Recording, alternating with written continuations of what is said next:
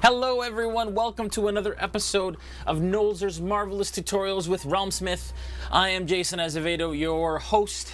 As usual, tonight we are painting the human druid. There's two female druids that we will be painting tonight. Very excited, and we need some of these for our Into the Mist campaign coming up soon.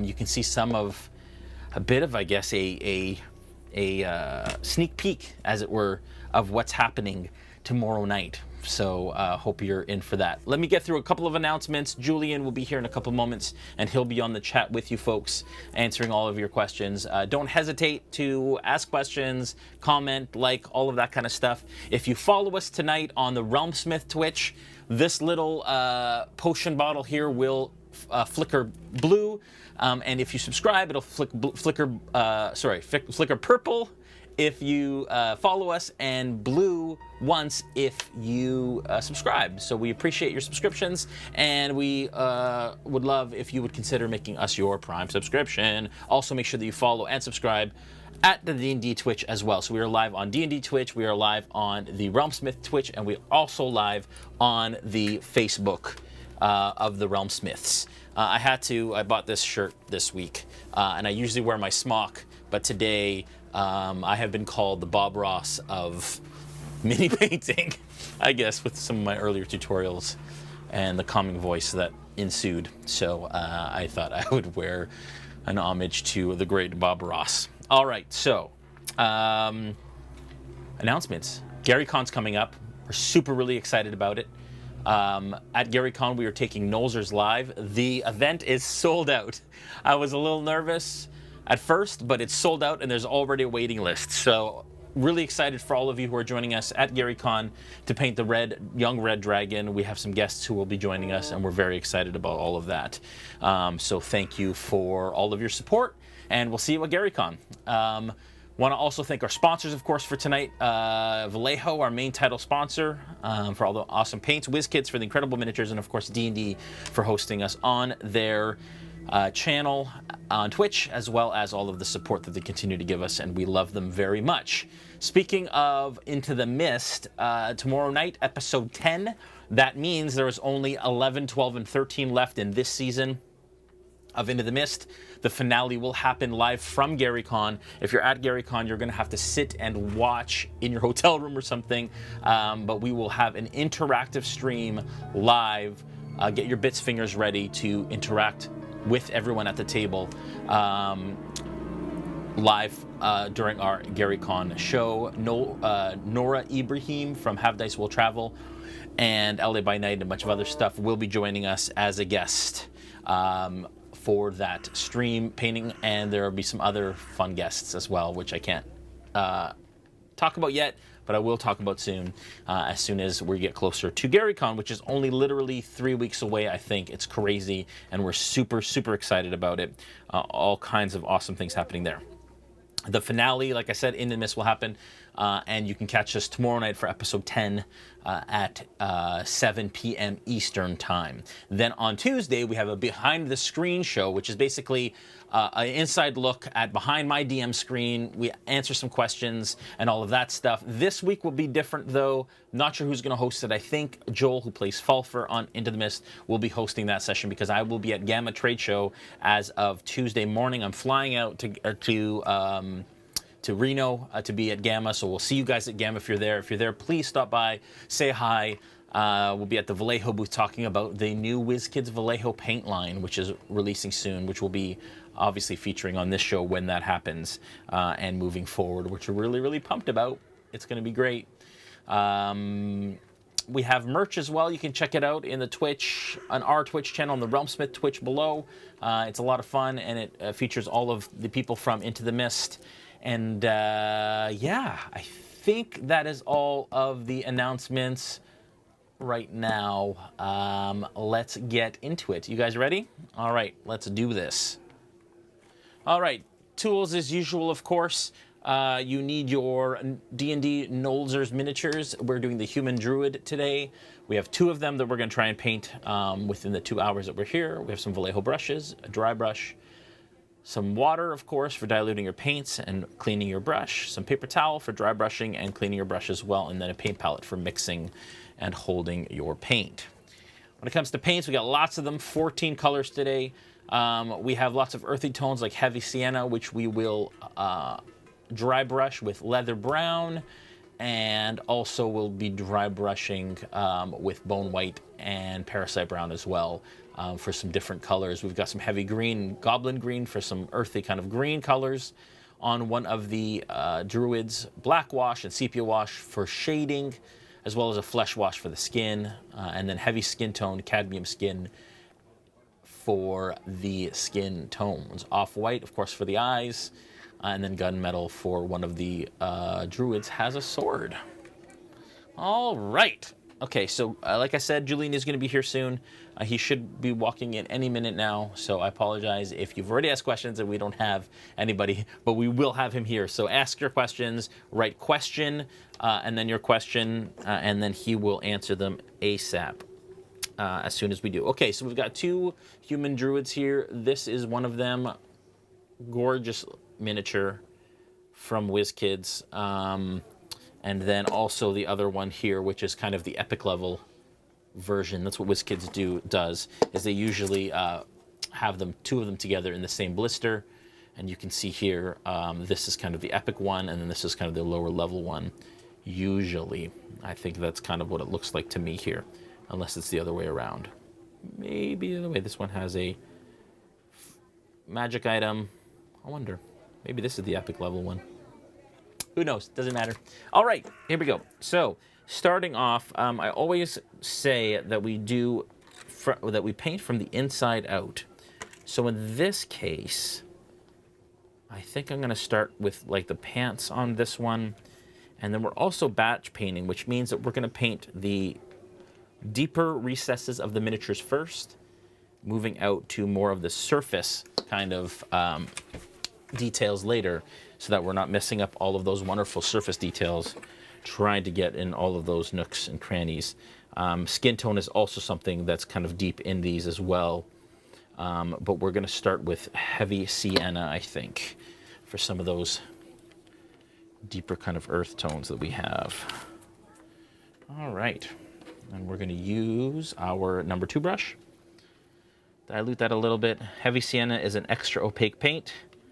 And we use them all the time on the show, but basically they go on in one coat. That is what they're designed to do. And so we're going to go ahead and start with the inside of the robe, or the tabard, or whatever you call these things. I never know what to call these things that hang down. It's a very kind of typical adventurer / medieval fantasy sort of garment. I always call them tabards. Don't think it's a loincloth. That's something very different, but anyways. I guess it doesn't really matter. So I am just going to go ahead and, for her, she has kind of a red. I went away from the red. I want it to be a bit more earthy. So we're going to go ahead and do that here. And I would imagine that the back of this one is the same as the inside. It doesn't look like it has a lot of detail in that, so we're just going to go ahead and base coat that as well, even though it's kind of further from the... It looks like she has another garment that kind of comes on top of that above, so we're going to paint that something a little different after. I have got Sirenscape playing in the background for a little bit of ambiance. This is the sound set for the town of Vallaki that I'm using for Into the Mist. I'm also going to paint the inside of this as well, this heavy sienna color, because I think I want that to be a darker version, and then we're going to have kind of a leather brown sort of border on that. While I have the heavy sienna out, though, I might as well paint some of the other areas that I'm going to want that to be. Let's see. I'm not going to do her staff yet, because her staff... You know what? I'm actually going to wait. on the rest. Because I'm not too sure. I want to see how the rest of it kind of comes together before I tackle that. Okay. Now onto this one. I am using a miniature holder because my hands getting older, folks. My hands start to kind of cramp up while I'm painting, so I can't really see what's going on under the skirt here, or under the robe, I should say. So I'm just going to go ahead and put a bunch of heavy sienna in there just to make sure that I cover anything that the players would be able to see inside the robe. It's kind of hard to get up in here. I probably should have put the base on afterwards, but I like having the base on so I can use my miniature holder. Without the base, I can also just bend the miniature just a touch. They're quite bendy, and it will go back to its spot, so I can just kind of bend it forward just a little bit without snapping it, and then she will just go back into place. You want to be careful when you do that. You bend too much, you might snap it, but these WizKids miniatures are very resilient and quite bendable. There. So I've gone ahead and done that. I'm also going to do her kind of, she's got these ankle wrap things. I'm also going to do those as well. Like that. There we go. That works. I think I just heard Julian come in. Is that a Julian? Hello. All right, so of course Bruno the Tavern Dog is going to go greet him. Now I am getting some heavy sand on the base. We don't want to do that because we want that base to be black, but it's quite easy to kind of scratch off the paint afterwards once it's dried on there. Welcome. Good day, sir. Everyone say hi to Julian. Oh, hi, Julian. What else do I want to do? Heavy sienna on here. Your mic is just on the side there. And let's see here. Kind of using this as reference for today. I kind of like the fact that her hair is dark. Julian is now here, so questions that you've asked so far, feel free to ignore all of them. Yeah. No. Feel free to go ahead and ask them, or Julian will, I'm sure, start to look through those. I haven't set up Facebook on there for you. Sorry, man. I should have done that. D&D Twitch as well. What's that? D&D Twitch as well. Yes, of course. Oh, wait, yeah, because I didn't set it up, you may not see the questions that have already occurred. Oh, no. On Twitch. Maybe, I don't know. That is actually correct. So, if you have questions, folks, and you've asked them, but we haven't answered them, please go ahead and ask them now, and we will make sure. I should have opened up the window. Right. I'm normally here on time for the tech stuff. It's all good. But people decided to not know how to drive. Oh, well, that happens. Unfortunately. So I'm just going to go ahead. I went ahead and painted her hair heavy sienna, and in turn her face as well, which is not the way it's going to end up, but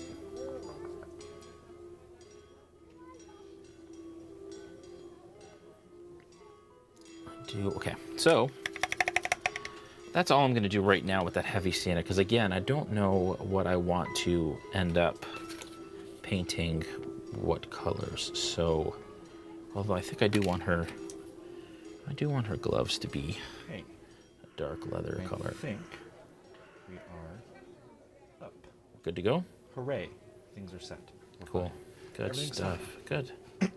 How are you? I'm good, buddy. How are you? I'm okay.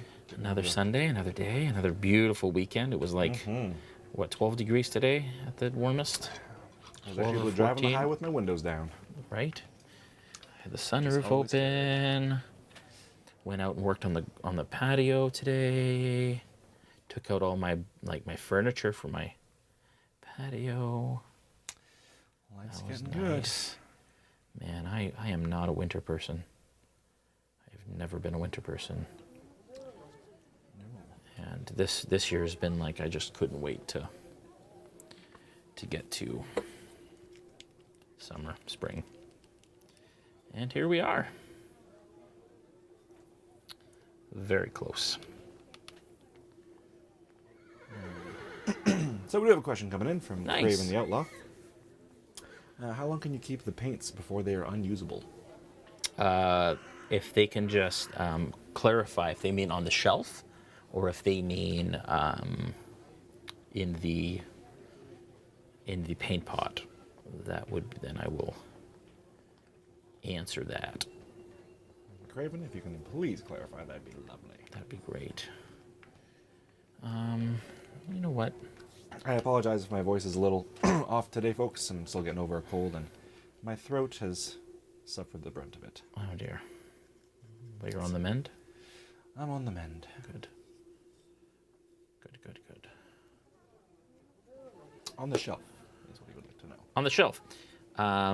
Vallejo paint, from what I'm told, I haven't had a Vallejo paint long enough. Well, actually, maybe I have at this point. 5 years is the shelf life for paint, is my understanding. So as long as, especially with Vallejo, they have dropper bottles, so less air gets inside the actual bottle. You may need to agitate it, shake it, use a shaking machine, whatever you use to agitate your paint. I use my hand and I shake it. Yeah, 5 years is expected per the manufacturer. So my assumption is much longer than that.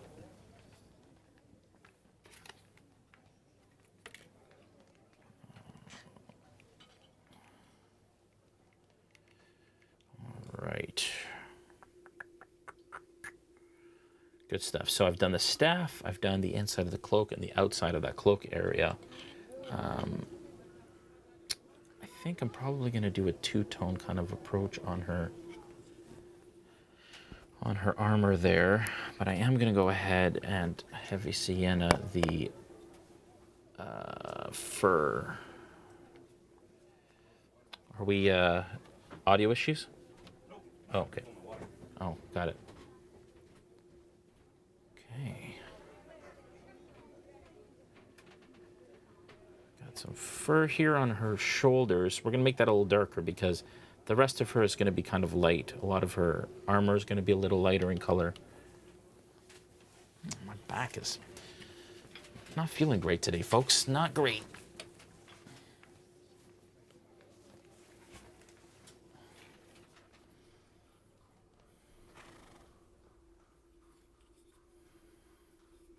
Okay. Now, the fur kind of, no, it only goes over one shoulder, I think, here. From what I can tell, I think. That kind of looks like a blouse or a shirt, part of her shirt, so we'll just leave it like that. I might as well go ahead and do the hilt on her, it kind of looks like a scimitar.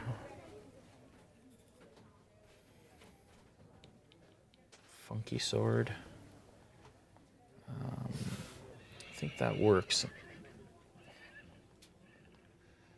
Good stuff. I'm going to go ahead then after that, and I'm going to... oh, thanks for the follow. Saw that in the reflection of my thing here. Okay, so I'm going to go ahead with skin tone. We're going to use heavy skin tone. That is, again, another extra opaque color from Vallejo. And that is going to be the base coat for her skin.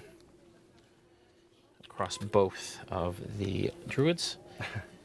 Yes, Patron 101, we are talking 12 degrees Celsius, not Fahrenheit. Yes, Celsius. Yes, Celsius. That we is are like, in good old Canada up here. yes, and that is glorious, glorious warmth for us. I am so very excited. 007 would like to know when the next release of the new Nolzur's minis is happening. March, this month. This month, Wave 12 is coming out. That was Wave 11.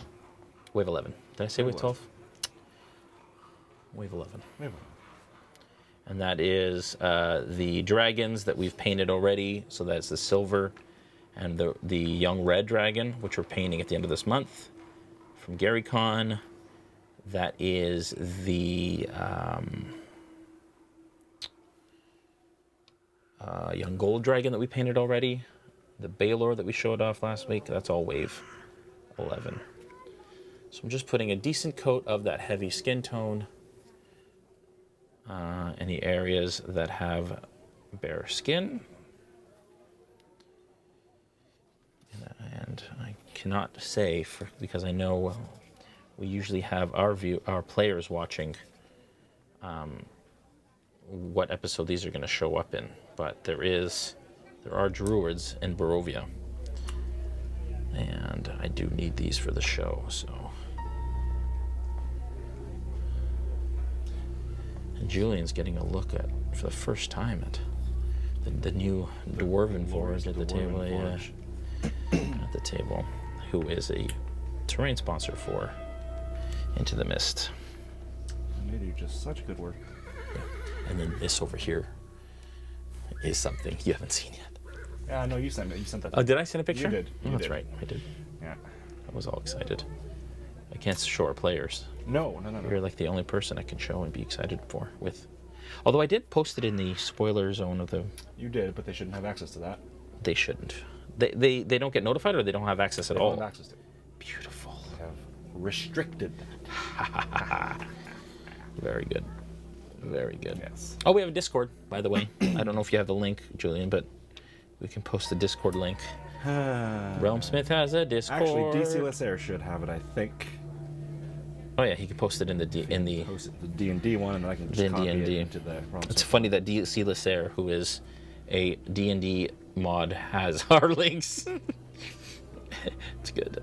There it is. Thank you. There it is. And thanks for the follow. I'm just going to copy that. Oh, God, Apple products. Is it Command C or is it Option C? Command. Command C. Apple products. The best. Okay, so we're going to go in here. I'm trying to get the other side of her leg here, and I'm having to go through her robe to do it. Again, I'm just going to bend the mini just slightly. There. And again, nobody's really going to see in here. This is just my perfectionism coming through. My back is killing me today. Slept on it wrong. Something. Okay, so we do have a few questions. I'm going to go back into here. Yep. Right. So, we dealt with that one already. Dan Robot Man, Jason is painting 2 druids today. Human druids, Yes. yeah? Yep. Human druids, yeah. And I just painted over the glove that I said I was not going to paint, which is brilliant. Although I don't think she has skin in there, but I'm going to give it to her anyways. I think it's supposed to be like an undergarment, but I'm doing it anyways. So, Ed Tortuga would like Yeah. to know, if you weren't limited to 2 hours, what would you do differently? I would take my time a lot more. So I speed through these just to show folks how quick, how much you can get done basically in 2 hours. The intention is to let people know, hey, like, there's a lot that can be done in a short amount of time, and to get minis on your table isn't that difficult, and this is why. So I would take my time a lot more, and that's a big one. Geez, I don't know. That's a good question. I mean, I am painting more or less at the same pace that I do normally. If I'm going to paint a D&D mini, I'm probably more or less going to take the exact same amount of time that I am now. So there isn't a lot of difference in kind of how much time I would typically take, especially with these smaller minis. With a larger mini with more detail, I'd probably take 3 to 4 hours in all.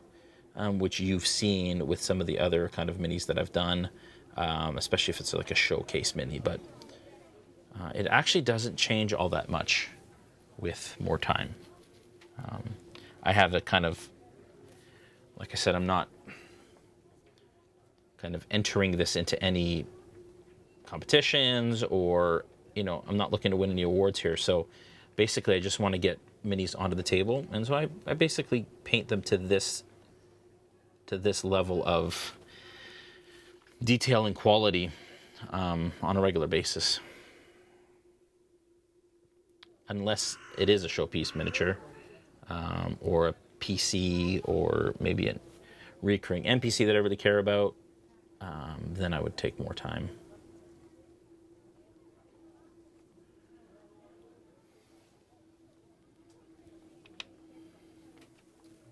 So, another question here from Coach KA72. They're not an artist, but they're wondering how hard it is to paint a mini, and are there any sort of starter kits out there? Yeah. So, I mean, it's as hard as you want it to be, if that makes any sense. I think, like we've seen, I've said this before, but we've seen we do these at shows live. We're doing them at GaryCon, at Origins coming up in June. We'll be doing one. And we have people who have painted like for years and years and years, so veteran painters, and people who are painting literally their first miniature they've ever painted when they come to the class. And it's incredible how similar the two are when they're done. And we talk about it all the time of how, somebody who just started, and it's basically about, learning the simple steps that are required to get the result that you want. Learning the steps isn't hard. Maybe some of the detail work takes some time. Learning some of the maybe advanced techniques takes a little bit of time and practice, but not that hard. And everybody always says, I want to wait until I'm good to paint the miniatures, and that's never really going to happen. The way that you get better is just by doing it. And so, I would always suggest just take the time and find the miniature that you want to paint and then paint it. And figure it out kind of as you go. Okay, so that is all the skin tone on both of these, I think. Yeah, okay. Okay, we're going to move on to some of the green here. We are using heavy green, which is another Vallejo extra opaque color.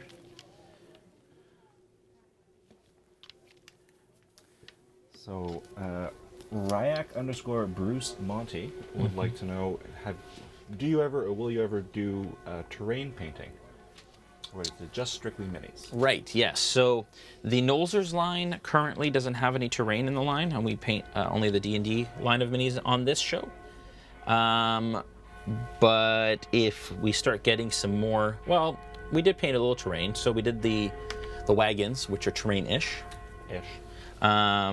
And I wanted to paint some more of the kind of the items in that set, which would be terrain-ish. Let's call them terrain adjacent. I think that terrain accessories. Yeah, exactly. Terrain accessible. But yeah, until they release some more, then probably not on this show. But we do have tutorials for terrain on our YouTube channel. And I do post stuff often of kind of the stuff that I craft or the other stuff I'm painting, because WizKids has a whole line of terrain with their deep cut stuff. So there is a lot of terrain that I've painted. I just don't do it necessarily on this show. So, but the time may come. I'm going to hop back to the D&D stream over here. Actually, this is on the RealmSmith one. Patron 101 would like to know, actually, just tell us about the name Nolzur's. Yeah, so Nolzur's, there is a collection of fun magical items in the DM's guide that go by the name of Nolzur's. And one of them actually is right there. It's called Nolzur's Marvelous Pigments. Pass me that card. And this is a magic item that is a lot of fun. It has paints in it. And so D&D and WizKids decided to call their line of minis after, or name them after this magical item. But yeah, that's what it is. And so I guess the Nolzur's unpainted line, and now they're kind of taking it and using the branding for that. So that is what Nolzur's is. I know there's a story behind it and who Nolzur was. I can't remember what that is. It's probably in the DM's guide, but I can't remember. If anybody knows, sound off in the chat, because there is a story there. Probably a wizard of some sort. Yeah, I know there for a fact that there's. I can do a quick search on the Googles and provide some insight.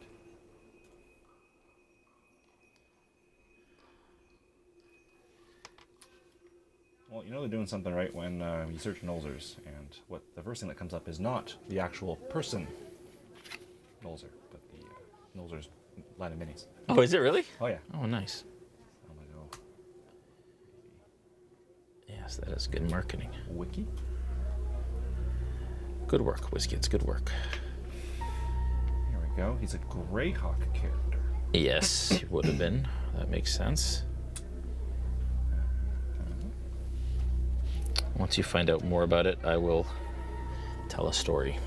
Nolzur. This is right from, Wikipedia, so. So, it has to be true. It has to be true. But Nolzur is an illusionist and alchemist and a former thief, once part of the famed Company of Seven. After many adventures, he rose to the status of quasi-deity. What? As a member of the Company of Seven, he adventured with Sagig Yagern, Heward, Keogtum, and a bunch of other people I'm not going to try to pronounce.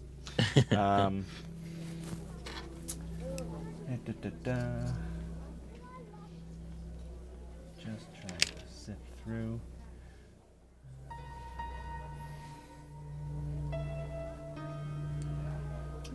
There's a little bit of history about the things that he's done. Yeah, so he is okay. So yeah, he is just a legendary character who created some items that now appear in our game, and they use that as the premise for it, which is cool.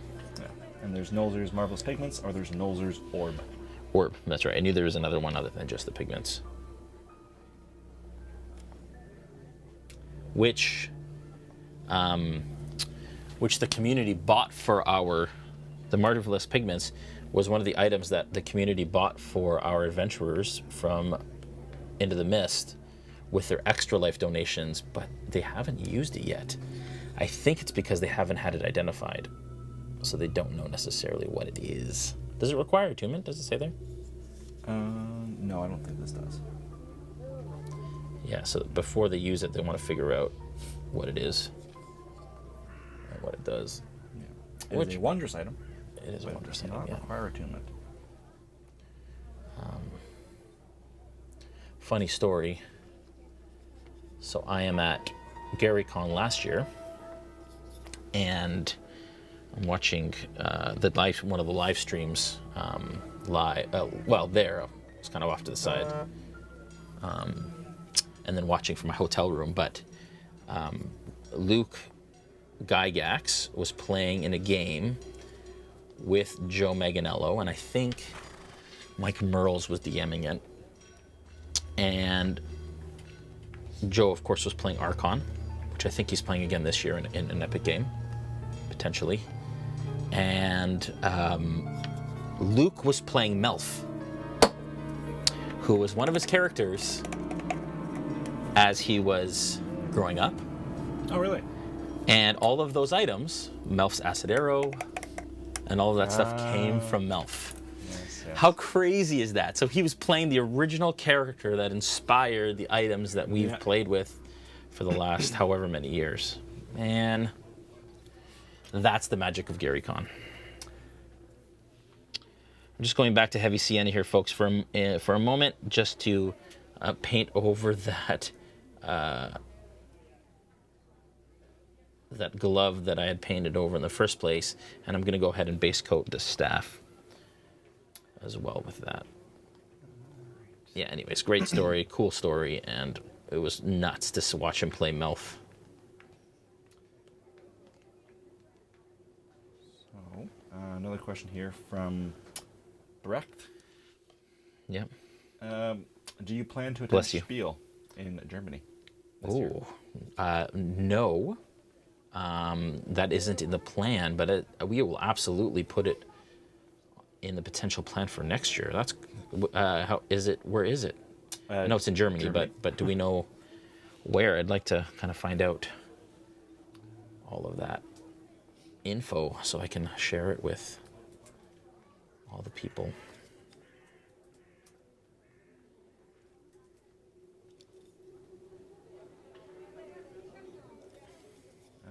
It is in. Oh, jeez. I need 2020, not 2019. Current year, Julian. Current year.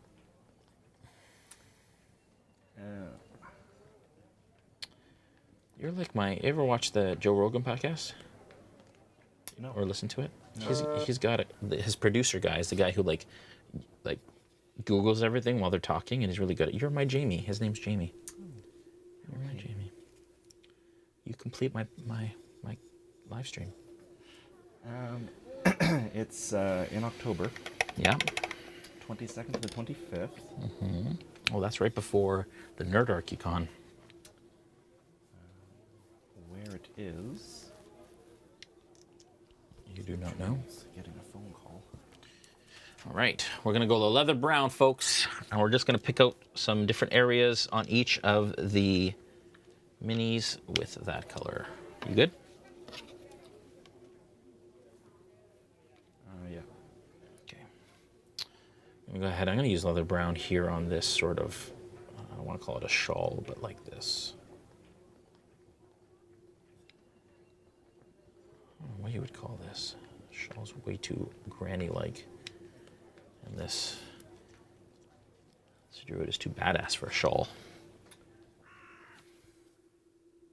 Maybe not. Shawls are kind of cool. They're back. Messaplats in Essen, I think. Oh, cool. Essen Game Fair is not far from there. Essen, which Vallejo was just at, and they showed off the WizKids paint line. Yeah, Essen has a big show every year. Cool. We will keep that in mind. I'd love to go back to Germany at some point.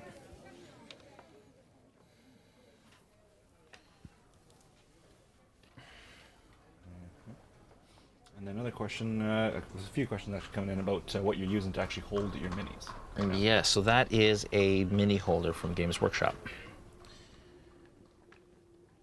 that I use. It just helps my hands not to...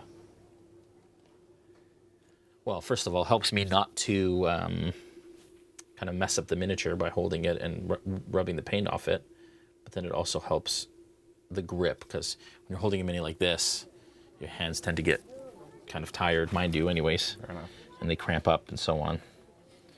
And I do this a lot, so this just helps me to modify my grip. And so then just a follow-up on that is, what is taped to the side of your miniature holder? That is just tape. That is just tape for grip. Just tape. Yeah, I prefer to have a little bit on there for grip. So, Oso B Paints. Also, any suggestions on how to pick color schemes for miniatures? yeah. So that's always a good question. When I started painting, I had no idea what to paint, what colors, and not only do you kind of have to figure out what colors you would need kind of to lighten things and use in certain areas, you got to figure out the paint line that you're using and kind of figure out how their paint line works and what colors work best in their paint line with each other. So there's kind of a two-step process there. I watched a lot of tutorials, and then by osmosis kind of started to kind of know, all right, to lighten this color, use this color. Or, I learned things like when you're lightening for red, don't use white because then it'll end up pink, and so you want to use orange if you want like a true red color. Things like that you kind of learn just from watching a lot of tutorials and getting some practice. And as time went on, I just kind of got to the point where I knew what colors and what palette to use. So I would suggest doing that. Look at color theory, get a color wheel, and you'll find out what the complementary colors are. There's tons of videos online about color theory, even specifically miniature painting color theory. So, all right. Just jumping over back to D&D. So Jedge3 would like to know, what are your thoughts on painting a Dragonborn? What would you do for the scales? Would you use metallic paint? Yeah. If it was a metallic Dragonborn, absolutely I would use metallic paint. But I would treat it like anything else that I paint. When you're painting a Dragonborn of this size, there isn't a lot of room for detail anyways when it comes to the face. And so, I'm probably doing the skin early on so that I can actually dry brush it. And then I'm not dry brushing over the other areas as well. That's kind of important to me. I would absolutely use metallics for if it's a metallic dragon. I don't know if I have painted a Dragonborn. I painted a Dragonborn for... I can't remember who used it. I wish I knew who played it. At Founders and Legends, I painted miniatures that all the players used, including Matt Mercer and Eric from Idle Champions and a bunch of other people. And I sent them the minis because unfortunately I couldn't be there in person last year. This year is a little different. I think this year I'll end up going, hopefully. But last year I wasn't able to make it, and so I just sent the miniatures ahead without me. But yeah, I painted Dragonborn for that. There are pictures on my Instagram for that, but yeah, I would paint it like any other miniature. There isn't really anything separate other than the fact that yes, absolutely use metallics for a metallic colored Dragonborn miniature for sure.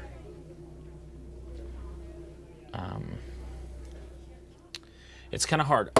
Duh. I painted Crichton, who is my player character, Dragonborn, for Order of Dragonsbane. And that was a gold Dragonborn. And if you go on Instagram, you can see the miniature. I didn't record it because I wanted to paint it for me. I don't get chances to ever paint for myself much anymore.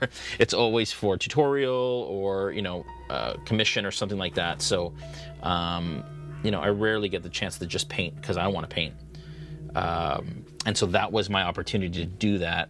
And so you folks can check it out. What I did do is, because at this size, they don't really have a lot of detail for the scales, I did what I typically do for gold, and then I took the brightest gold and I just stippled little dots on the arms to look like scales, so that you're getting kind of that glistening sort of scale feel. But you guys can check that out on our Instagram. It's /RealmSmith or at RealmSmith TV. Julian can throw the link in there maybe for Instagram. I can locate that, yes. I got another question from Ed Tortuga. He wants to know, holy Lord, I just noticed your shirt. Isn't it Where great? did you get that magnificent piece of art? I got it at the mall, Urban Planet. Jesus. Isn't it wonderful? I know Mel and I were shopping this weekend, and I did my kind of bi-yearly shopping spree, or clothes shopping. I only shop for clothes every 6 months or so, and but yeah, we saw it, and Mel's like, "You have to buy that and wear it." Yep. On the show. I would pay good money to see Bob Ross and Mr. Rogers just sit down and have a conversation. Oh yes, right. Could you imagine? Right. It'd just be the happiest conversation ever. People used to call me the Bob Ross of miniature painting because when I used to do my tutorials, I used to have this like really calm, kind of quiet voice. So I was like, you know what? I got him. He is a legend. All right, sorry. So going back to the question. It's now scrolled away. Where to go? What info, if any, can you share about the new coming Vallejo paints? Yes, the WizKids Vallejo paint line. I don't know how much I can say about the actual, what's being released yet. They are announcing it this weekend again at at Gamma, or this week. I will be there. So retailers will be able to see what's going on. What I can say is that there are technique sets, so a bunch of 10 sets which show off different techniques.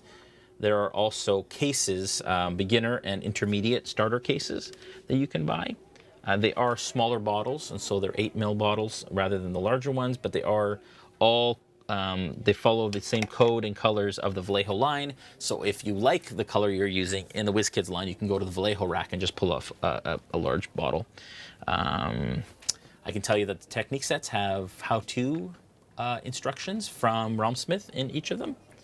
And we teach people how to paint in each of the sets. What else can I tell you?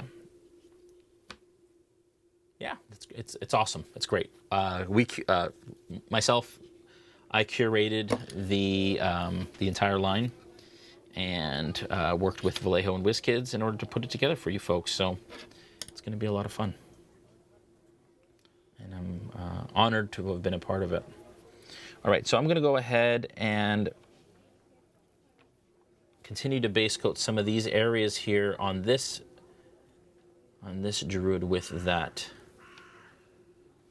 leather brown.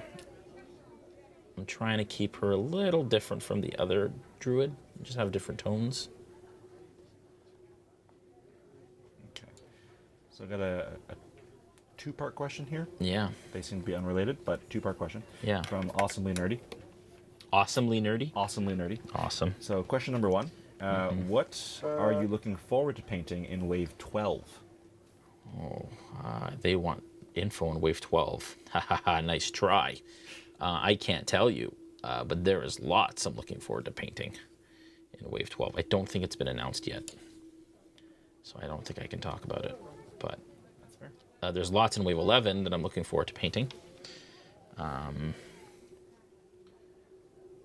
But that is coming out in this month, and I also don't know how much has actually been. Oh, I think. Can you look up Wave 11 WizKids? And I think it's on the PhD 11. Check 11. I think 11 is the line that's coming out. It should have the Gold Dragonborn, sorry, the Young Gold Dragon and stuff that we've painted already. Wave 11, yep. And I think on PhD's site, which is a distributor site, I think it has the list and images, and so we can talk about those. It does, yeah.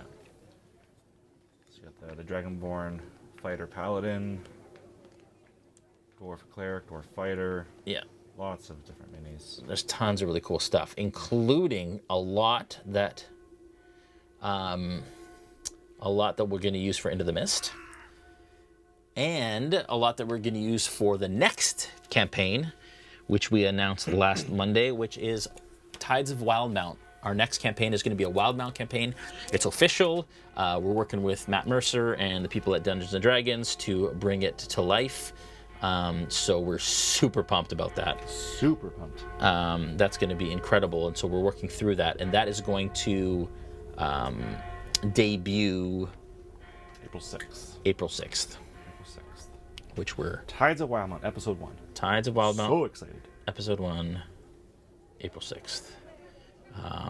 And then we'll do a season of that, so we'll do like 12 to 13 episodes of Tides of Wildmount, and then we'll come back to Curse of Strahd, Into the Mist after that. So those of you that have been really enjoying our Curse of Strahd campaign, we're not going to be gone that long.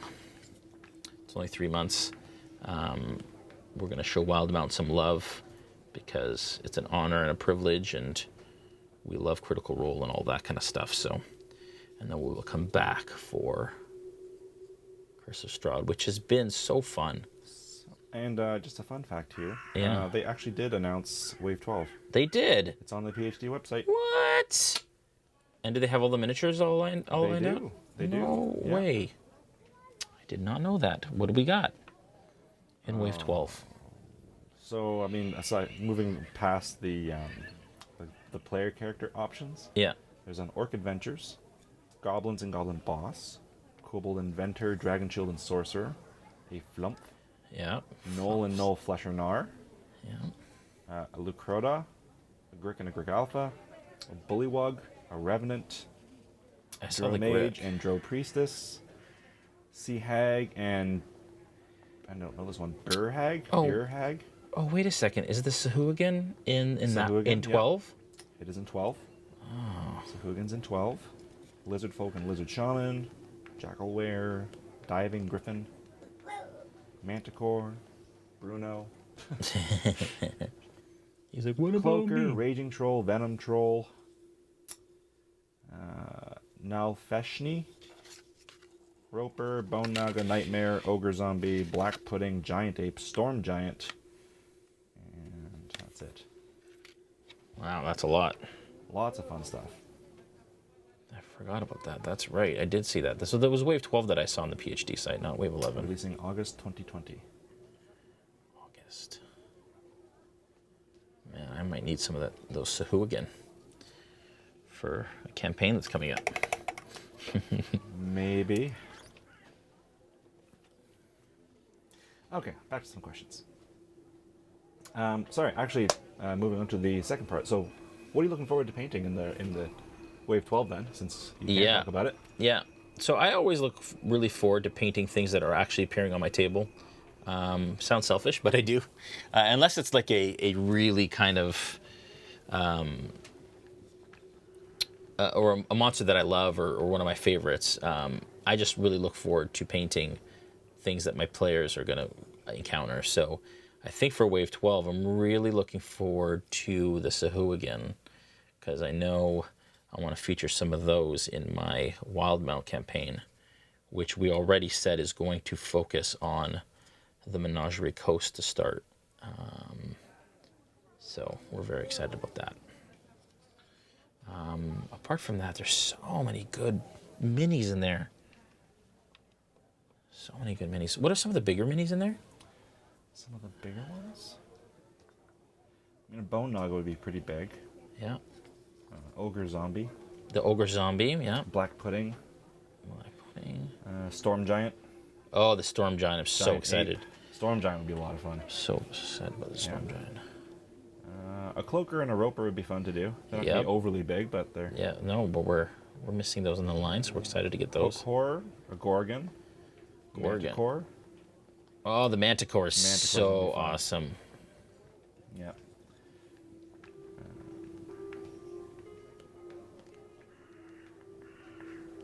That's about the biggest ones that are going to be there. It's awesome. Still on leather brown here, Hook folks. Horror. A what? A Hook Horror. Oh, yeah. Horror. Hooked Horror, yeah. Hook Horror. Yeah.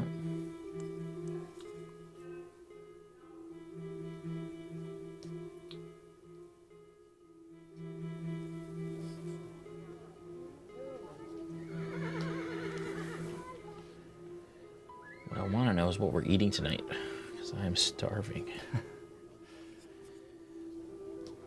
Okay. All right, so I'm going to hold off on the leather brown on all of the others. So what I've done is basically gone around, done a lot of the trim. Oh, nuts. What's that? I closed the Safari again. Oh. So, if there were questions that I did not answer, please repost those, because I just closed. Yeah, so if you posted questions that didn't get answered, folks, we have to just reload the browser here. So if you could just re-ask those questions, and then we will make sure that we answer them. All right, moving to Parasite Brown is what I'm going to use for the inside, I think, of her garments here. I think, or do I want to use green on here too? I know green is a Druid thing, and it's kind of an overused Druid thing.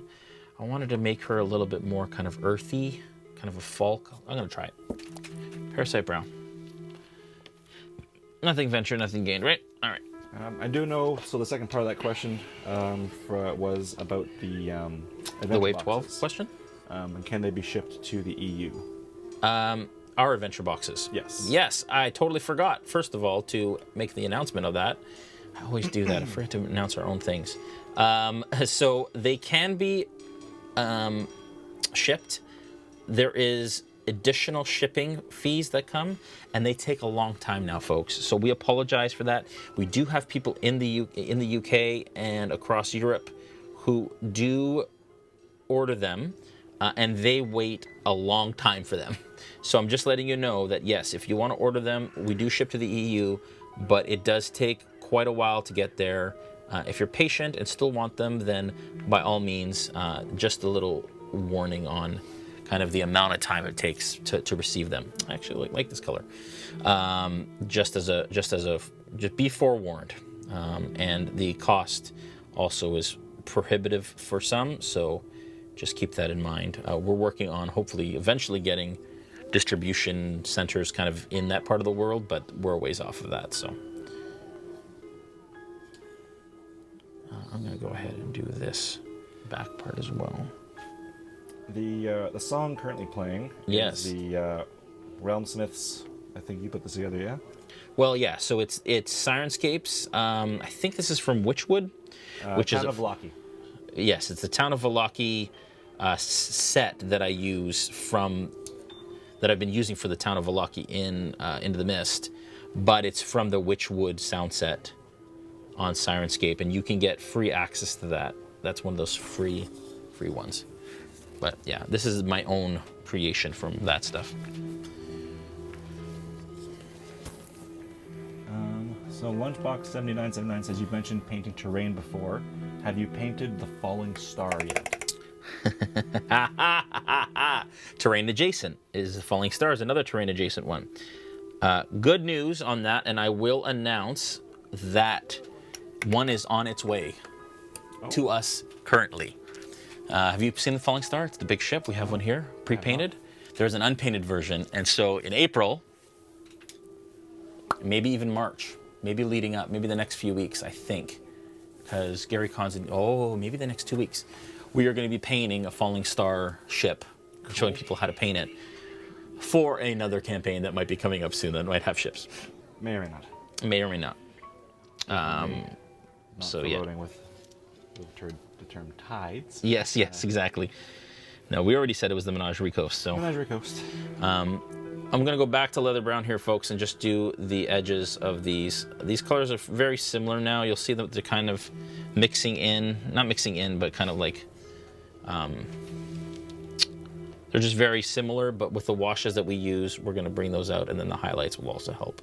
But I did want her to feel quite kind of earthy, kind of fall colors for this Druid. But yes, we will be doing a Falling Star. It's probably going to be a two-part tutorial, two episodes at least. It's a huge ship. May even be 3, but we'll see. So Beamer_88 would like to know, how would you go about painting plate armor? Interesting. Yeah, plate is tough to. Sorry, I'm just going to go back to Heavy Sienna here to do the belt, because that'll be a nice kind of separation. Plain armor's tough. I'm also going to do her little pouch here, Heavy Sienna as well. Plate armor's tough because it all kind of just looks like a gray mess, or a silver or metal mess often. You put a wash in there, that works, that helps, but typically what I like to do with plate is I like to do a border around the plates. So if you do silver, then you do like a gold border. If it's gold, maybe do a silver kind of line around some of the larger plates, which really help to separate it. That's what I would suggest. I use metallics when doing it. Use a decent wash, and make sure, again, that you are using your wash and highlights to really kind of accentuate certain parts of that armor so that it really sticks out separate from each other. That's what I would suggest when it comes to plate armor.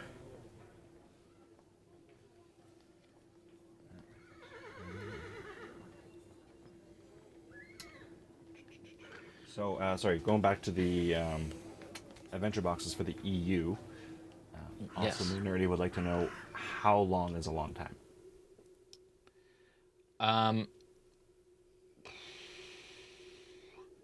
I think, like, it usually takes us maybe 2 to 3 weeks to get you your adventure box in North America. I think it's like 2 months. It's a long time. It's a month to 2 months. It's a long time. And again, we apologize.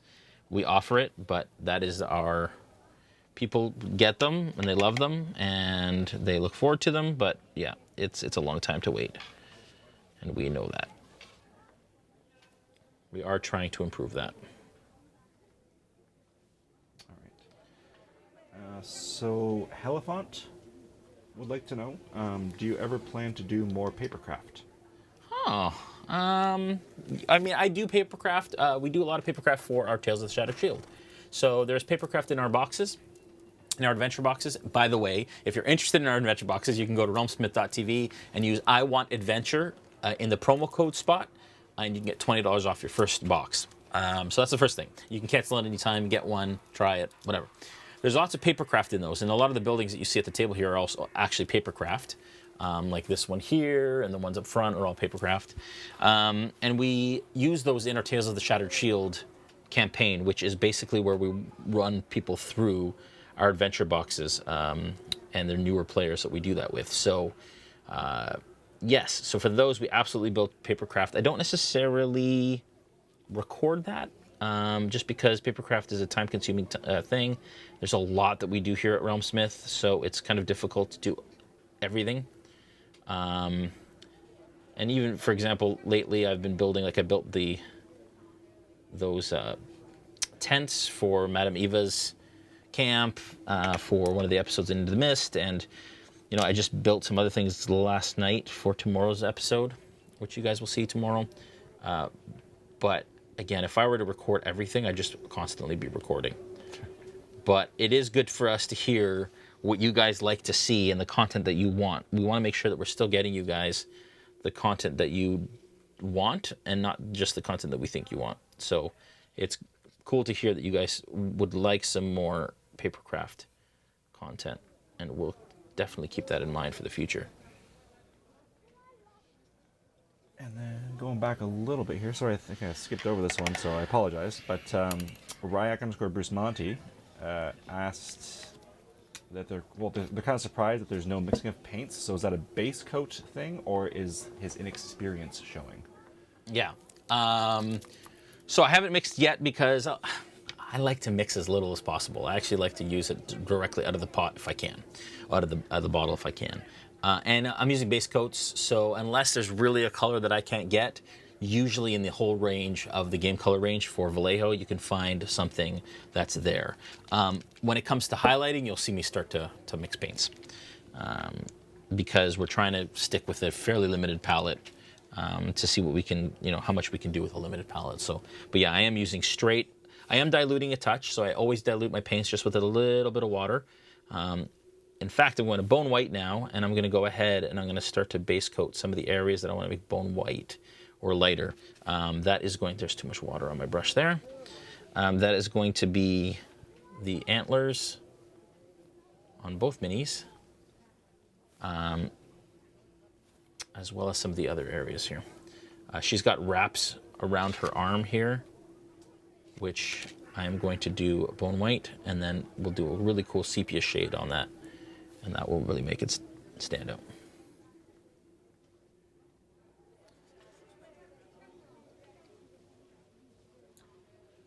So you getting excited for GaryCon? I'm so pumped, dude. So much going on. I know, and we got some more news that I can't talk about that we'll be talking about in the next little while, so just keeps coming. Just keeps coming. So we're super excited. It's one of my favorite shows to do in the year, and now we're starting to talk about Origins too, and potential Gen Con and all this other stuff. So it's gonna be a busy con season for RealmSmith, which we're super pumped about because we love cons. How about you? It's your first D&D con. It is. Right? It is indeed. You've been to like comic conventions and things locally, yeah, I've been to San Diego Comic-Con. Oh, San Diego, that's right. Yep, I went to E3. I've been to YumaCon in Detroit many times, but never to a Tabletop Con. Yeah, that's right. Con, so. That's right. And Gary Con, you being the fan of D&D that you are, Gary Con is going to be a trip for you. Sure is. We'll be running the adventure boxes there. Yes, so if you are. That's in those, right. come by, see how those run. Yes, make sure, folks, we do have a booth at GaryCon, so be sure that you take some time to, or leave some time in your schedule to come and sit at our table and play. I'll be running a couple games in our booth.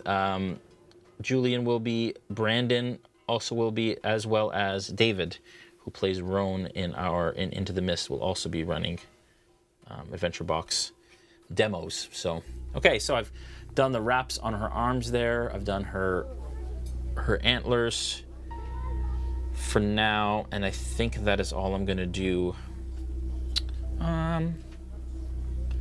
No, she's got some kind of wrappy things around her staff that I'm gonna go ahead and pick out as well. I also like to base coat everything that I can so that when I'm putting a wash on, I'm not worrying about it being like not cut, or I'm not doing multiple washes after multiple layers. I want to make sure that I can wash it all kind of in one go. So that's the intention. Sorry, Bertrand, I missed a question from you right at the very top of this after I came back in. So he would like to know, besides the pie that I provided for Falfer, Yeah. what is your favorite Canadian dish? Oh, Canadian dish? Poutine. Poutine. Poutine. Poutine. Which I can't eat. Yeah, sadly I can't either. I mean, I can. It's just not good for anybody after I do. I am lactose intolerant, but it is my favorite. Poutine is something, it's of the gods. Beaver tails are also really, really good. Oh, yeah, beaver tails are good. If you ever make your way up to Ottawa, Yeah. go skating on the Rideau Canal, have a beaver tail, have a hot chocolate. It's a very Canadian thing to do. What else is very Canadian cuisine? I don't know. No, like overly Canadian cuisine. Back bacon, like pea-meal bacon. Pea-meal bacon, yeah. It's pretty Canadian. I'm just doing also the fur on top of her boots in this bone white color. All of our major cities are right near the U.S. border, so most of our cuisine is just American cuisine too. It's true. Right? But we're gonna do. There we go. So I'm going to put that one down. Pick up the other druid and do the same. I'm going to use bone white. How are we doing for time? What time check? Oh, 6:08. 6:08. Oh, of course. It's not technically food, but one of my favorite drinks of all time is a Caesar. Oh yes. Well, Love it's a pretty good much Caesar. It's pretty much an appetizer. I mean, yeah, it may as well be. It might as well be a salad, but yes. So Caesar, for those Americans or those folks who are outside of Canada are watching, have never had one. It's like a Bloody Mary. Like a Bloody Mary, yes. But it's made with clamato juice, which sounds gross because it's clam juice and tomato juice, but it's and a little wonderful. pickle juice. And is it a little pickle juice There's a little too? pickle juice in there too. But it's not. It doesn't taste anything like that. It's not fishy at all. No. Like Nothing you remotely close to don't. fishy. No, you don't taste the clam at all. And it is wonderful. You put Worcestershire. I never know how to say that. Worcestershire? Worcestershire sauce. I believe it's Worcestershire. Worcestershire sauce Worcestershire sauce. in it, and some Tabasco, and salt and pepper, and vodka, And vodka. and some celery. Usually, And sometimes you do like a pickled bean Yeah, or like pickled bean. olives or whatever on top. It's so good. They are delicious. In fact, And tonight get we 'em. should have a Caesar. You can get them extra spicy, and I like my stuff extra spicy, so. You do. You're a madman. Yeah, Okay, so I'm using bone white for the fur on her shoulders here. Yeah, if you want the recipe, I mean, just go on Google and look up a good Caesar recipe, and then just start playing around with it, because you're gonna want to start tailoring it to what you like. I have started seeing Caesars in other parts of the world. Have you? Yeah. It's a delicious drink. Most of them are like adjacent to Canada, so Canadian adjacent. Adjacent is your favorite word But today. it is today. But yeah, Caesars are great. Caesars are good. Yeah. I actually like to put a little bit of lemon juice, or sorry, not lemon juice, lime juice in Yeah, mine. yeah.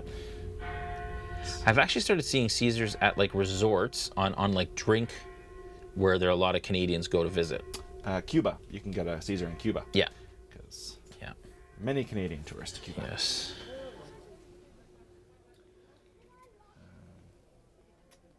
But I miss Caesars when I travel because it's not often. So apparently,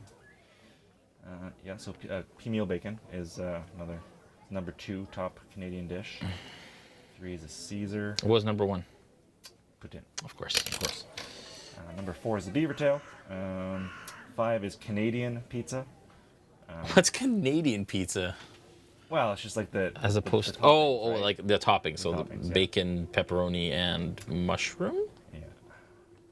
It's good. It's a good pizza. So, All right, so I think I am fully base coated her now. I'm just touching up her hair a little bit. I think she is close, although I do that vine around her staff. I want to make green. fun fact: apparently, butter tarts are a Canadian dish. What? Freaking love butter tarts. They're Canadian? The origins of this rich, delectable, and quintessentially Canadian dish can be traced back to the late 19th century. No way. Oh man, I love a good butter tart. Butter tarts are really good.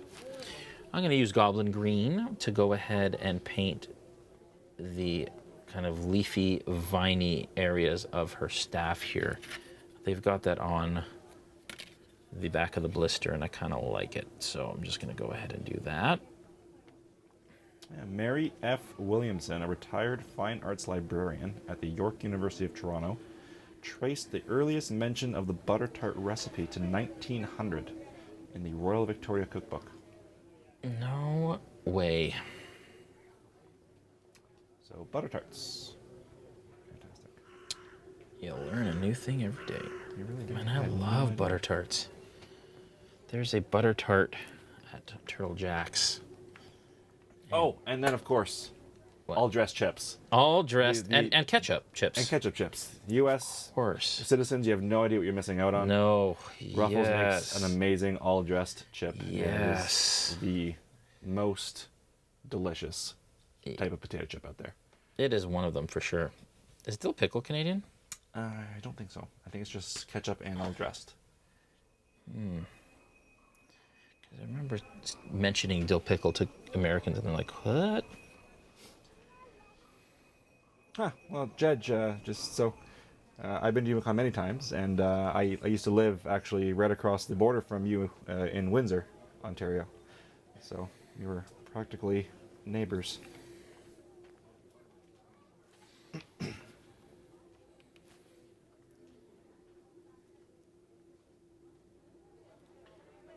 All right, there we go. So that is the Goblin Green on the staff. Now I am ready for the washes, I think. Oh, morning. I did put on Do Not Disturb, but they're still disturbing. All right, so let us start. I think they are completely, not completely, but pretty completely base coated. You know what? I'm going to base coat the rest of this one and the bases as well, mostly because then, you can get the washes done all at once. So we're just going to get gunmetal. There's only one thing that's metal. As you know, with Druids, they tend to stay away from metal for the most part, but I am going to, your sword needs to be metal, so I'm just going to go ahead and base coat that for her little scimitar short sword thing here. Like so. And then also the pommel as well.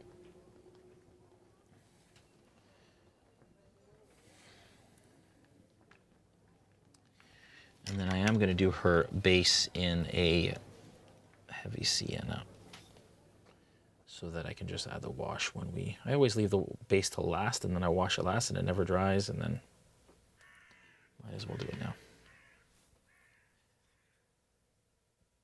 Might as well. Jim Bob has got a question for you. Do you varnish or clear coat the minis before or after painting? I'm After. having issues at the moment with paint chipping on the pre-primed minis. Yes, after. Make sure that you varnish it after. I don't have any issues if I varnish it afterwards. Use a matte varnish, but make sure to go fairly thick on them. Like the varnish, again, with a matte varnish, especially like the Vallejo varnish, it goes on milky and then dries clear. So you can go fairly thick on it, maybe even do 2 coats. I typically, when it's smaller minis, I use the brush-on varnish, just because it goes on a little thicker than if you're spraying it on. And Vallejo's a really great kind of brush-on primer. Varnish. But that would be my suggestion, is just make it a nice thick varnish and you should be fine. And it shouldn't chip if you varnish it. Also depends on what kind of varnish you're using, so. But I can speak for the Vallejo varnish, and it's very good.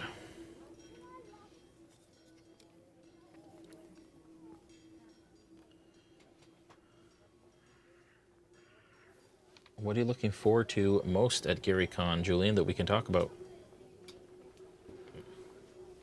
Honestly, looking forward to seeing how the interactive bit with the the tabletop. the final episode. Like our thing. Yeah. Yes, I'm looking forward to how that's going to play out and how well that goes over. Yes. It's a very cool, original, unique concept to get the viewers involved. So I'm really hoping that they get involved. Did you sign up for any games or anything at GaryCon yet? You know, Events? I haven't even looked at it yet. Yeah. I really haven't. I've been so busy with everything else. Well, we're going to be. And we're going to be super busy at the show, so. I mean, you may have time for it, but even without it, it's going to be really busy. So. Yeah. You'll probably be at our booth most of the day, I imagine. Probably.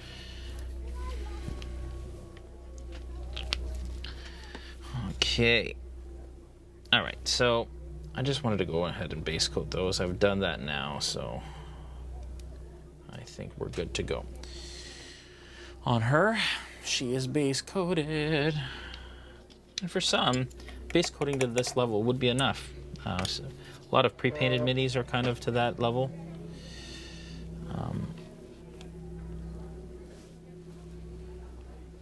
Nice, I think we just got a Adventure Box subscriber.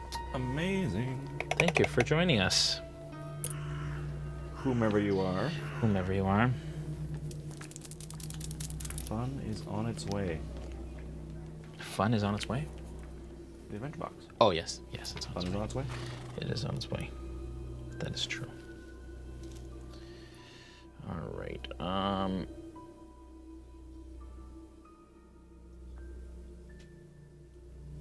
And I'm using leather brown for the base coat of this one because her boots are heavy sienna and I don't want to lose the contrast there. So the color on the kind of the ground texture of her base is going to be a little lighter than the So what about you? Did you sign up for any events? No. I do not have time to do anything other than Figured as much. what we do for the most part. I mean, GaryCon's a pretty laid-back con as far as most cons go. Typically it is, but it's getting busier by the day for RealmSmith, so I don't know how much time I'm going to have for a lot. But basically between the booth and the Nolzurs and our finale, it's going to be very busy. I think I might be playing in some other streams potentially, so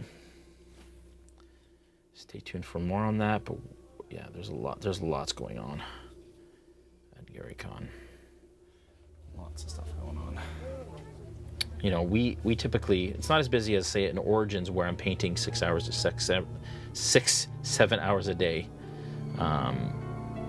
You know, those we do master classes all day long, so those are crazy busy, like zero time for anything sort of busy. But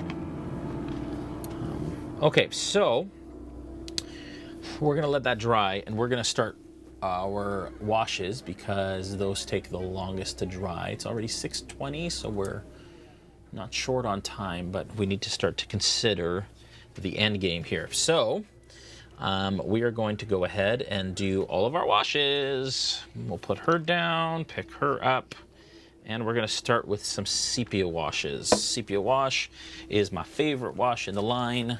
It's kind of a warm brown wash. It's called Sepia Shade. I'm going to use my number 2 brush on this. And we're just going to go through and do all of the areas that are parasite brown or leather brown or bone white are all going to get sepia wash. So we're going to go in here. I'm going above the boot just a little bit because that will give some delineation between the fur and her skin, even though we have a skin wash later. But you can see how that line there that I added of wash does what it does. So we're just going to do a wash on all of this. Up here, armor, on her shoulder. How much detail it brings out. It's crazy. On the wraps around her arms. Now we don't want to go too heavy on these wraps because we still want them to be kind of light in color, as well as kind of the ones around.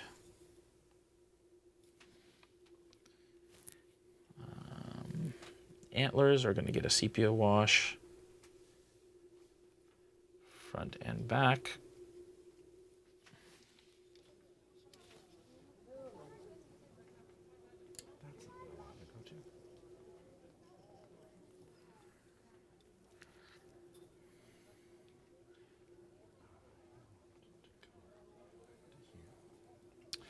Question from MJ Cook 78. Outside of D&D, what other hobbies do we have? That's a good Well, question. I mean, Jason likes to paint D&D miniatures. Yes, that is And other a D&D adjacent D&D adjacent things. hobby. I am into airsoft with my son. That's something that we do together. I am also into music. I am a musician and own a band, which isn't very busy these days because RealmSmith keeps me too busy to have a band. But I do sing. What do you play? I play acoustic guitar, rhythm guitar. Very nice. But I don't play it in my band. I just sing in my band. What else do I do? Was that the stream? That was the Facebook stream. Yeah. What do you do? Me? Oh, what do I do? I mean, I'm a fan of the video games. Oh, thanks for this follow. Thank you for the follow. So yeah, I mean, I play all sorts of different video games, console or PC. Actually, I just built my very first desktop gaming rig, so that was fun. Cool. I enjoy cars. So I'm part of the local car group here for Mopars. So the Dodge vehicles, your Chargers and Challengers. So I attend many of those functions. Yeah. Yeah, I mean that's mostly it between that and work, and then D&D and RealmSmith and everything else. It's not a whole lot of time hobbies. left. Yeah. Yeah. I mean, D&D takes up most of my time. Let's be honest. Yeah. Okay, so I'm just going to sepia wash all of this. I was going to use a black wash for her green, but I don't think I am actually. I think I'm just going to use the sepia. It's going to make it a bit of more of an earthy tone to her green outfit. And that's kind of what I want here. The black is probably going to darken it a little too much, so just like I said, adding the wash to all of the green and bone white areas, including her antlers here, like so. And she's got this little, I forgot she's got a little squirrel on her hand that I'm going to have to figure out what I'm going to do with. Don't know what color to make that squirrel. I would use like a gray color maybe if I had it, but I don't. I'm also, excuse me, I'm also going to use sepia on the base.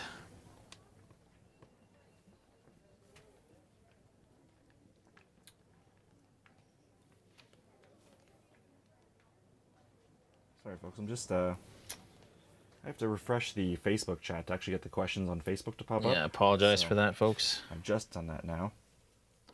Facebook Zach is funny Eastwood would like to know painting for commission. Yeah. Do you do it? Do I do it? I don't have time to do it. I wish I did. I commission paint for Vallejo and WizKids right now and a lot of their product line stuff. Maybe in the future.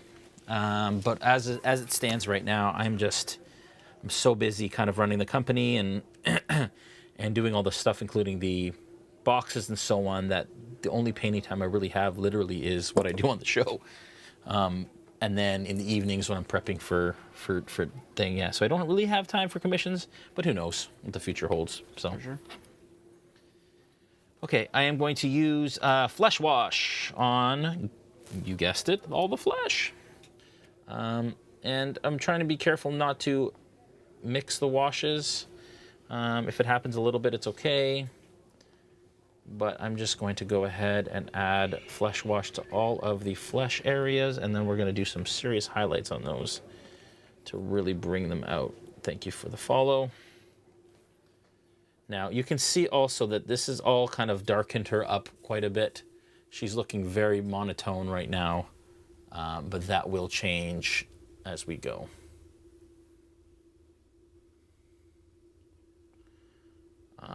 Kelly would like to know, Jason, what are you painting? Right now? Yeah. Human Druids. Human Druids. Yeah. I am painting Human Druids from the D&D Nolzur's Marvelous Miniatures line.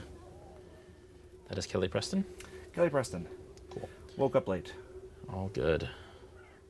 Or just woke up. Kelly's always on with us. Not sure when that was, but Thanks, Kelly. he had just woken up. Okay, so that is all of the flesh on that one. Oh, I didn't get the belly, did I? Nope, I did not. More questions coming in about the holder that you got there for the mini. Yeah. So where can you get one of those? Yeah, just local hobby store. It's a Games Workshop miniature holder. Saves my hands, my old aging hands. Godfather Wraith, _ESG. You have subscribed again for 7 months in a row. What? Thank you so much. Wow. That was amazing. Wow.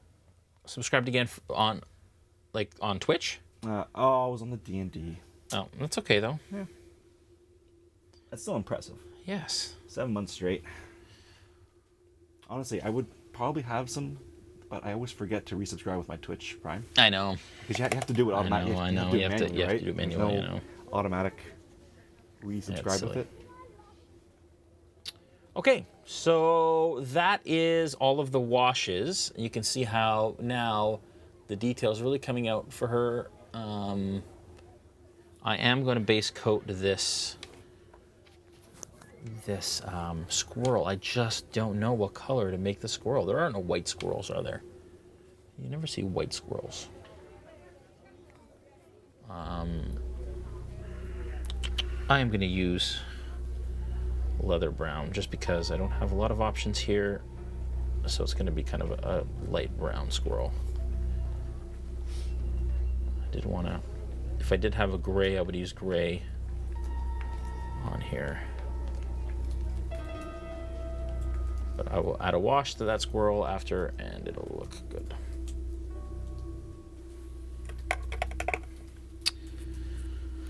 Okay, so I like how that sepia looks on that green. That's nice. Okay, so now I'm going to let that dry. Grab the other one, and we're going to start on the skin, because the skin is really what's going to make this thing pop. For skin, I am going to get cadmium skin. And I'm going to mix that with the heavy skin tone. Thanks for the follow. And we are going to, now we start to mix. So I'm going to take a little bit of cadmium skin, a little bit of skin tone, mix it together a little bit and see, kind of get a mid-tone between them, because we're building up from what is already kind of a darker version of the cadmium skin, or the heavy skin tone. A little bit of water on there, and let's go. So now, basically going to start to pick out all the large skin areas, and this is really going to start to make this miniature pop. We want to stay out of the recesses. The flesh wash isn't quite dry yet, so that's going to cause a problem here. I should have waited a little bit longer.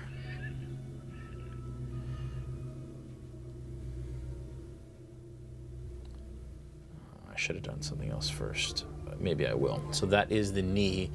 You can see I've kind of left a little bit of the under around the knee, but you can see how that lightened that leg up a lot. But I am going to instead start to highlight the areas that I have used the bone white and then the sepia wash. I'm going to go ahead and use straight bone white on these, and that will give me a little bit of a highlight. And I'm just basically touching the edges, bringing up that bone white color again, but leaving the sepia tone in the recesses. Don't want it on her hair, but you can see how that has now brought the antlers back out. And I'm just hitting all of the higher surfaces with this bone white, like that. I'm gonna do the same on the wraps on her arms. Thanks for the follow. And again, this is just gonna bring out all of that again, like that. So, question from Judge. Beyond the starting adventure that comes with the starter box for D&D, Yeah. what is a good starting adventure? Just for first level characters. Yeah. What do you like? What do you use? So for me, I used Horde of the Dragon Queen was kind of one of my first starter adventures. I mean, every adventure that starts at first level should be a decent starting adventure. Yeah, for sure. Curse of Strahd is a bit of a more difficult adventure just because it's more sandboxy than most. So, you know, it's also a lot harsher. It's a little harsher. It's hard for first level players. So people who are just starting to play D&D, I wouldn't suggest Curse of Strahd as your first adventure unless you're really, really into it. Tales of the Yawning Portal has a lot of Tales good of the stuff. Yawning Portal has a lot of really cool stuff. Yeah. Wildmount, which I've seen, has a lot of really cool Wildmount stuff. has some really cool first level adventures. And then our adventure boxes are built for new DMs and new players. And they kind of walk you through the ideas. You have everything in the box that you need in order to run it. So those are decent too. Okay, so that is the bone white. I am going to go in now and I'm going to add a little bone white to my parasite brown. And that is going to be my first highlight on all those parasite brown areas. Actually, you know what? I'm going to go back and do something else on the other one I just thought of. But anyways, this is going to be the highlight for all of these areas here of her armor. Here's a good question. I'm curious about your answer as a fellow DM. Yeah. What level do you prefer your characters to be when you stop pulling punches, even though it will result in character death? Good question. Yeah, so my answer is not going to be a popular one sometimes, and it's a complicated answer. Sorry, and you can see that I'm just basically going along the folds on this, folks, to add some highlights and some folds into the back of there, and I'm basically doing that across any areas that I use that parasite brown on. Yeah, so when do you stop pulling punches? Frankly, I believe in pulling punches when it eliminates fun. I start pulling punches, and pulling punches is difficult. I don't really pull punches. How do I put this? Curse of Strahd is a perfect example, right? Where there's a lot of death, and every encounter is higher than your characters are. If I were to play it like the book suggests I play it, they probably would have died many times over. I haven't necessarily pulled punches, but I've been smart about maximizing fun for my players.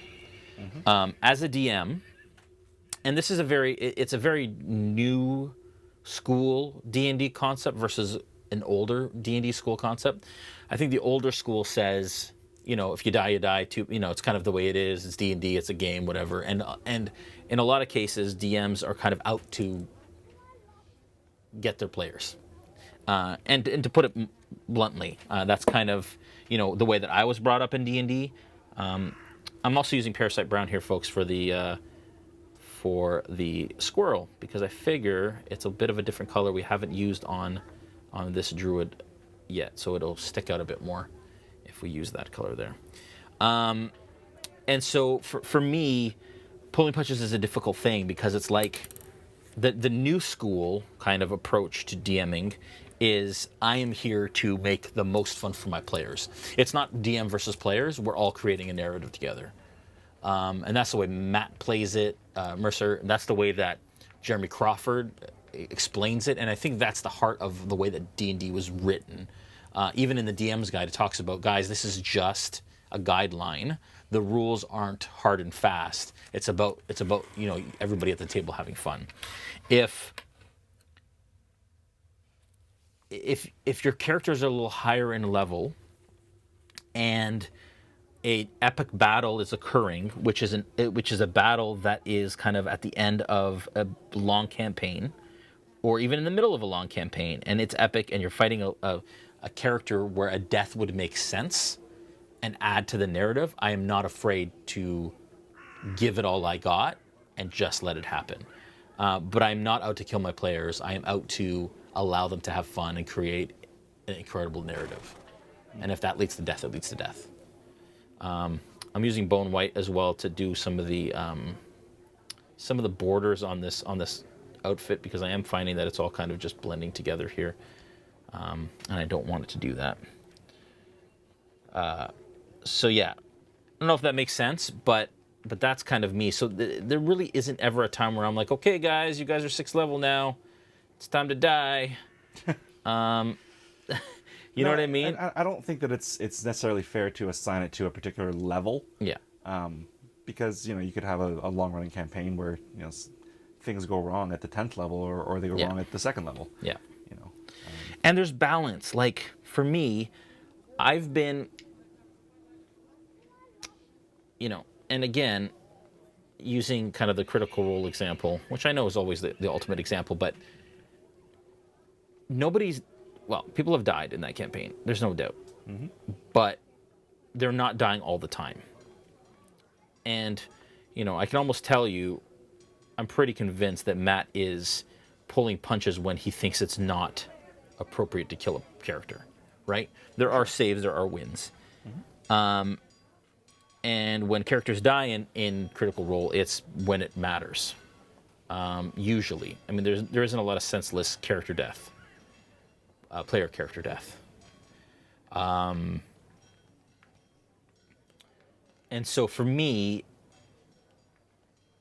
again, that's what it's about. I'm there to help them enjoy it and have fun. And yeah, I think that says it all. I think. Look, I had a thought and I just brain farted on it. I don't necessarily disagree with you, but my own personal view on it is not so much a particular point in time or particular spot in their leveling, and it's more about when the decisions that they've made or that you've made kind of result in a narrative that makes sense, where the character death is allowed to happen. Yes. Whether it be a series of bad decisions from the player's part, Yeah. Or just some really bad rolls because things sometimes they go wrong, right? Yeah. Yeah. But I think you're right. It has to kind of suit the narrative. Yeah. And be at the right spot. Yeah, there are times I take my hands off when players aren't learning the lessons that they need to in order to not run off on their own in the middle of the night in Barovia, right? Yeah. Like if they do that, there's very little that I can do. Well, that's what I was going to say, was I don't force deaths. If they happen, they happen. Mm-hmm. And it's based on, I've always told the players, this is a dangerous world. There are consequences to your actions. You can do whatever you want, but there are consequences to your actions. And that's how I play it. Mm-hmm. Would I stop somebody from dying if they've made a dumb decision? No. If it's because I have a encounter that I realize is a bit too powerful for where they're at, and don't realize it until they're in the situation, and it wasn't intended to be a deadly encounter, then yes, absolutely. You know what I'll do is I'll throw in an NPC that comes in and saves them, or something that gives them a chance to kind of get out of it. If they die, I will give them every opportunity that they can find to resurrect the character. It's up to them how that narrative plays out, in my opinion. Going back to skin tones here, folks. Only have 15 minutes left, so I need to focus. Okay, folks, I'm gonna go turbo speed here.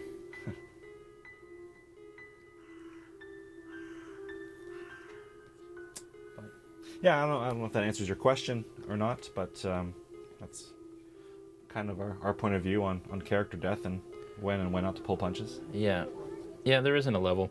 I mean, as it gets, that's the other thing too is, and that's what the point I was going to make before I brain farted, was that when it comes to a campaign, I've also played in campaigns where there is no fear of death, right? Where things are kind of like easy, and my character has never kind of feared dying. So that has to be a thing too. In my opinion, if you're an adventurer, there should always be a fear that you're going to die. In Barovia, every time those guys play, I know that they're feeling like I could die at any minute, if I'm not careful.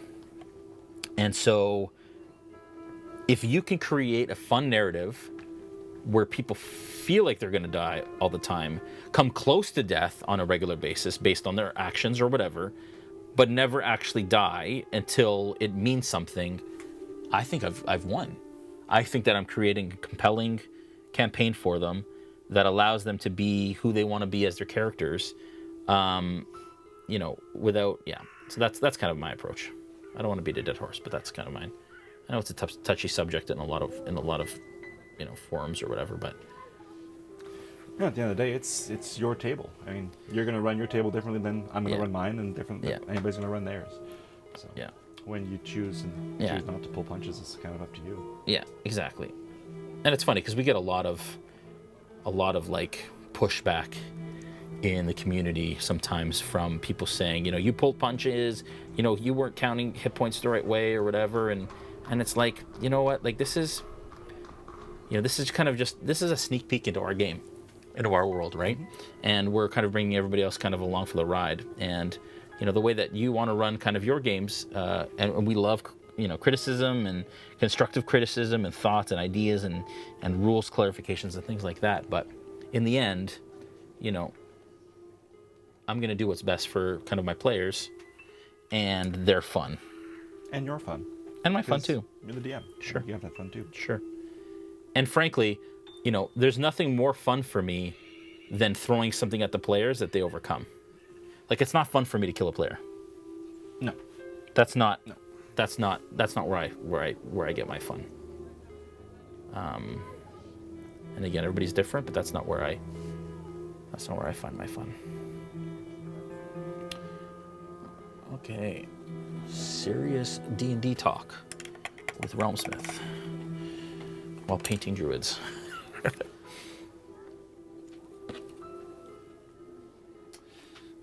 Modulus would like to... did I say that right? Modius? Modius would like to know, where do I find the schedule for which miniatures you're going to be painting? Ha! Aha! You could find it as soon as I've written it. This month has gotten away from me. so far. There is still some left in this month, so hopefully I will release a schedule. But typically at the beginning of the month, I'll release a schedule of all the minis that we'll be attacking this month with Gary Con and everything else that's going on. It's just fallen behind a bit, so I apologize for that. But if the Falling Star arrives, which is supposed to this week, we'll be painting that next week.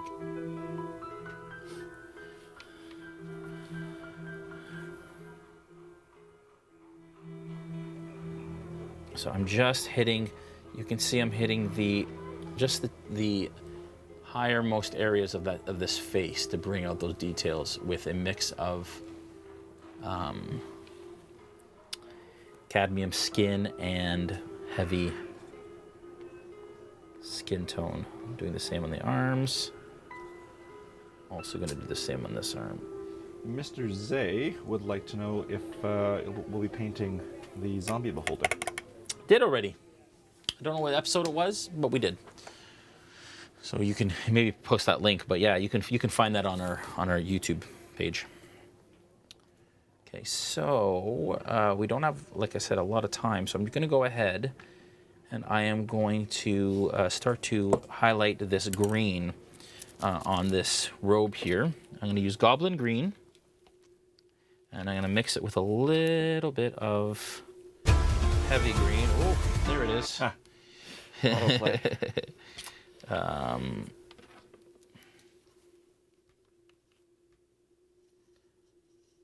And mixing some heavy green with a Goblin Green, I will start my process of highlighting this green area. Now, what I'm going to do is some of these areas don't even have lines that you can really follow. So basically what I like to do is just go ahead and kind of create lines along the top edge of some of these areas here like this.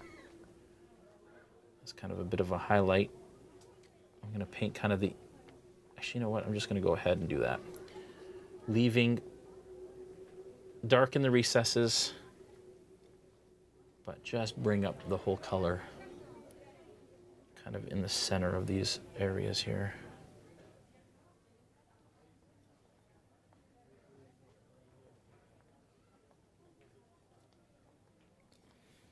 It is on the YouTube page from about 6 months ago. Episode 8 of Nolzur's is a zombie beholder. Yeah, there you go. There you go. And I painted it from, there's an unpainted one coming out, but or already out. I think it's wave 11, but I painted it from Dungeon of the Mad Mage. So you guys can find that when you get yours.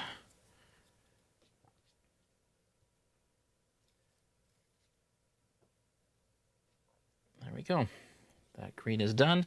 Then I'm going to go pretty much pure Goblin Green, and I'm just going to do what I said before, which was basically create little lines and almost like my own folds in this, like that. Just go through, paint in some folds of where I think this would.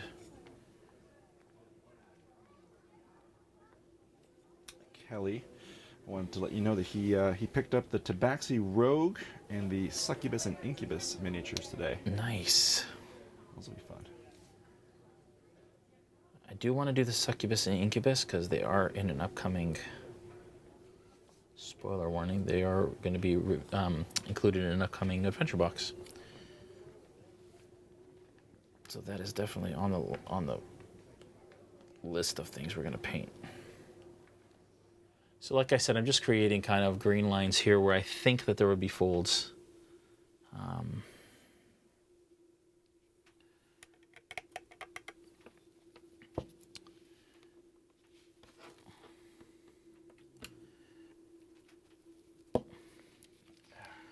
Gonna go over to off-white here for a sec. Off-white is another game color. Game color, I always say that.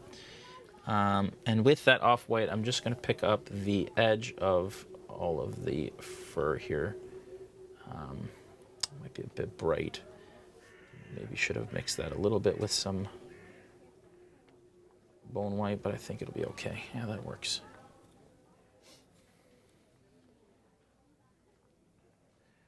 So the reason, so Grape Julius was the person who actually asked about the pulling of the punches. Yeah. And they had asked because 3 of their 5 players died last night during a boss fight, and the other 2 had to run. Yep.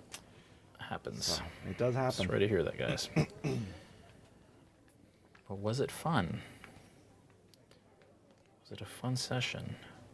And also for me, if you've seen our old, some of our old streams, because it hasn't happened yet in Into the Mist, death is not necessarily even the end, right? No, God no. So there's so many options when it comes to where you take the players after one of them dies, and what you do. Okay, so she is pretty much, you know what? She is looking pretty good.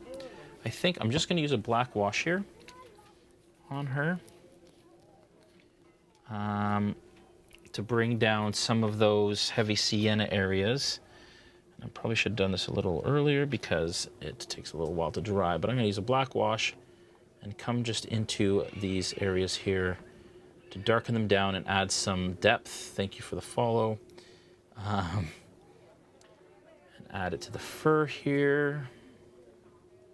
That was actually Bun 3000 subscribing. Oh, subscribing. With their Twitch Prime. Nice, thank you very much. As I said before, folks, Into the Mist is tomorrow night, and then we have Behind the Screen on Tuesday night. Usually it's me that runs Behind the Screen. That's just an inside look at what we do at RealmSmith, and Q&A about our episodes and things, so you guys can have kind of a spoilerific, Q&A session with me. Players aren't in that stream, so you guys can ask me all kinds of fun things about what I did and why I made certain decisions. I probably won't be me on Tuesday because I will be at Gamma Trade Show. It might be Joel, who plays Falfer. He'll talk a bit about Falfer and answer some questions about Into the Mist, and then he'll probably do a reveal on what he'll be playing for our Wildmount campaign, which Brandon Perkins joined us for Behind the Screen last week, and you can see that on our Twitch channel. And he talked about Sterling, and then he also talked about Snow, who is his blind tabaxi fighter for Wildmount. So it's very exciting. We are also pretty hyped for Wildmount. Oh, it's going to be great. Me personally, It's going to be really good. I've been looking forward to Wildmount for a very long time. I've been following Critical Role for an age, so to be able to actually start producing something in Wildmount is just unreal. It's a little bit of a mind blow moment. Mind blow. But Patron 101 would like to know, what is the actual concept of pulling punches? It's Yeah, go ahead. It's You can answer that. just you rolled a natural 20, but you say it was a natural 1, or maybe a 15 that you know it's going to miss. It's just pulling back when if you just kind of play the way it's supposed to happen, things might go bad. So For the players, yeah. for the players, so you fudge the damage, you roll high damage, but you say it was a little bit less. You say you miss when you hit. They find a random healing potion when there's no rhyme or reason why they should have a healing potion there. You have no plans for it. Really just kind of doing whatever you can to keep your players alive or in good graces. Yeah. And I know people call it pulling punches. I feel like that gives it a bit of a negative connotation. For me, it's more of scaling on the fly. Yeah. Like I'm scaling the encounter based on, oh, wait a second, this is not going the way I intended it to. I'm going to do this instead to give the players a bit of a chance. Okay, so I think she's pretty done. I don't think I want to do much more to her. I am going to use her, add in some eyes here for her, and then I'm going to call her, I think, complete. I got Zella would like to know, is the staff going to be a shillelagh? A shillelagh? Absolutely. I'm assuming that's what she's asking. Shillelagh, did I pronounce that wrong? Shillelagh? Shillelagh? It's the spell. The spell, yeah. So, is there going to be a shillelagh? Yes. Any magical effects? Just wait. Just wait. There is a magical item that a druid does have in an upcoming session. Maybe tomorrow nights. But I've said too much. You said too much. Bun Bun, it is a just a miniature holder from any local game and hobby shop.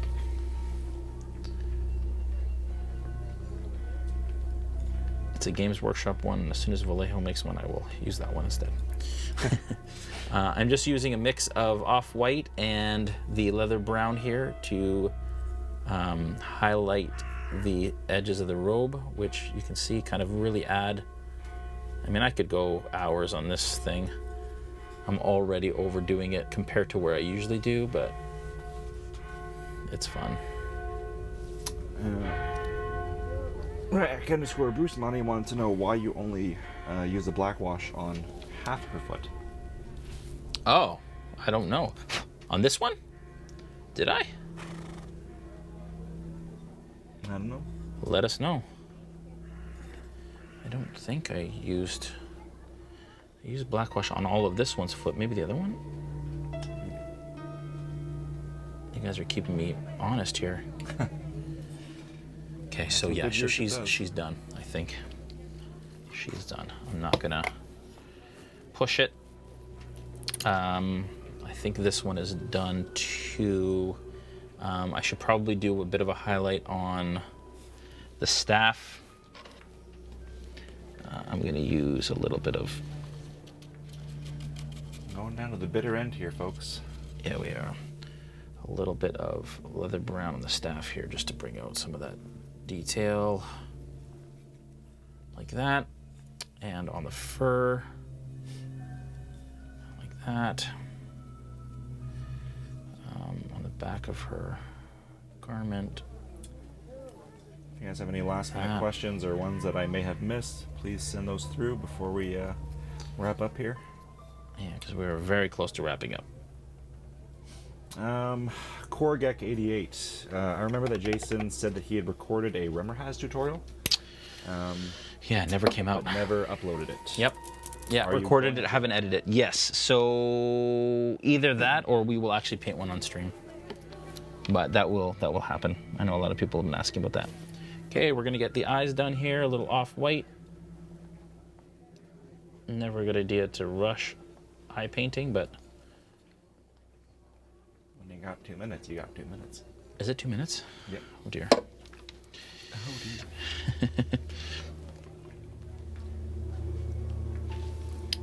We may have to say bye because I know there's somebody right after us on D&D, so... There is. Last minute question from Modius. Once the schedule is determined, where can they find it? On our socials. So follow us on all the socials at RealmSmith TV, and you will get it there. So you got the Facebooks, you got the Instagrams, you got the Twitters. Yeah. There you go. Human Druids for you. Coming right at you. See you tomorrow night for Into the Mist. It is episode 10, and it's going to be a good one. A really good one. I'm really excited about that. Only going to episode 13 for season 1. Then we're taking a break. We're launching Tides of Wildmount. Tides of Wildmount. Which is our next campaign, April 6th. That will go for 12, 13 episodes, and then we'll come back to finish Curse of Strahd, which, again, we're super excited about. It's been incredible to have you this evening. Again, if you're interested in our adventure boxes, check them out at realmsmith.tv, and you can use the promo code IWantAdventure to get $20 off your first box. You will see these Druids on the table very soon in Into the Mist. Please, if you like what you've seen tonight, follow, subscribe, both on the D&D Twitch and on the RealmSmith Twitch. What's next week's mini? I don't know yet. Depends if Falling Star is coming. So if the Falling Star gets here, we're going to do the Falling Star for a couple weeks because we need one for Wildmount. Anyways, we'll see you at Gary Con. I am at Gamma next week. If you're there, please say hi. You guys have a wonderful night. Thank you so much, D&D, for hosting us. Thank you, Vallejo and WizKids. Say bye, Julian. Bye, Julian.